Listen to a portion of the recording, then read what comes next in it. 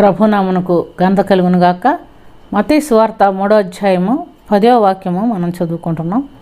ఇప్పుడే గొడ్డలి చెట్టు వేరున ఉంచబడి ఉన్నది కనుక మంచి ఫలము ఫలించని ప్రతి చెట్టును నరకబడి అగ్నిలో వేయబడును.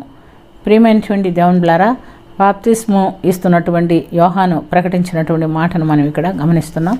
మన ప్రభు ఈ లోకంలోనికి పరిచర్యకు రాక మునుపే బాప్తిస్మం ఇస్తున్నటువంటి యోహాన్ ద్వారా ఆయన మార్గం సరళం చేయబడినట్లుగా మనము చూస్తున్నాం. కాబట్టి అనేకులు వచ్చి పరలోక రాజ్యం సువార్త పరలోక రాజ్యం సమీపించి ఉన్నదంటే అనేకులు ఆయన వెంబడించినట్లుగా మనం చూస్తున్నాం. అయితే ఆ దినంలో మనం గమనిస్తే ఆ సమయమున యెరూషలేము వారును యోదయ వారును యోర్దాన్ నదీ తీర ప్రాంతం వారును అందరూ అతని ఎదుగు వచ్చి తమ పాపములు ఒప్పుకొనుచు యోర్దాన్ నదిలో అతని చేత బాప్తిస్మం పొందుకొనుటకు ప్రయాసపడుతున్నట్టుగా మనం చూస్తున్నాం. అతడు సద్దూకీయుల్లోనూ పరిసయ్యుల్లోనూ అనేకులు వచ్చి బాప్తిస్మం పొందుట చూచి, సర్పసంతానమా, రాబో ఉగ్రత నుండి మిమ్మల్ని తప్పించుటకు మీకు బుద్ధి చెప్పిన వాడెవడు, మారు మనసుకు తగిన ఫలము ఫలించుడి అని ఆయన చెప్తున్నట్లుగా మనం చూస్తున్నాం. ప్రియమైనటువంటి దేవుని బిడ్డలారా, అంటే తాత్కాలికంగా వాళ్ళ కలిగినటువంటి ఆత్మ ఆవేశమును బట్టి వారు ఆ యొక్క అనుభవంలోనికి వస్తున్నారు. దీనికి తగిన ఫలము ఫలించుడి, మారు మనసుకు తగిన ఫలము ఫలించుడి అని భక్తుడు చెప్తున్నాడు.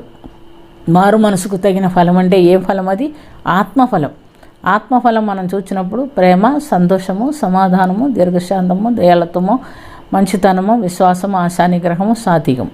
ఈ 9 ఫలములు మారు మనసు పొందిన వారిలో ఖచ్చితంగా కనబడాలి. ఇవి కనబడినప్పుడు నిశ్చయంగా వారు పరిశుద్ధాత్మ చేత అభిషేకించబడి నడిపించబడేదానికి దేవుడు సహాయము చేస్తాడు. కొన్ని నాలో ఉన్నాయి, కొన్ని నాలో లేవు, కొన్ని కొంత శరీర కార్యం ఉంది, కొంత ఆత్మఫలం ఉందంటే కుదరదు. ప్రియమైనటువంటి దేవుని బిడ్డలారా, మారు మనసు నిమిత్తం అంటే మన హృదయాలు మార్చుకొని ప్రభునామం పేరట మనము నీళ్ళల్లో మునిగి మన పాత జీవితాన్ని పాతిపెట్టి క్రీస్తుతో కూడా నూతన జీవితంలో తిరిగి లేస్తున్నాం.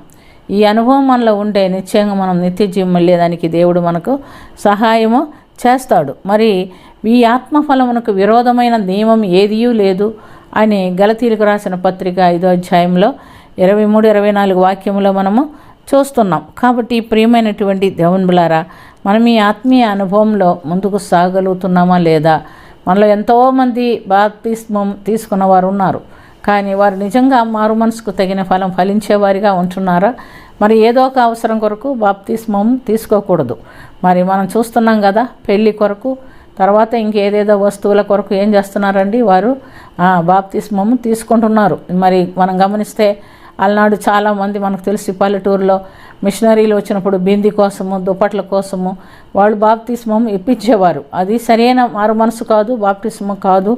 అటు తీసుకునేవాళ్ళు శాపగ్రస్తులే కానీ దేవునికి సంబంధించిన వారు కారు. కాబట్టి నిజమైన మారు మనసు రక్షణ మనం పొంది ఉన్నామా?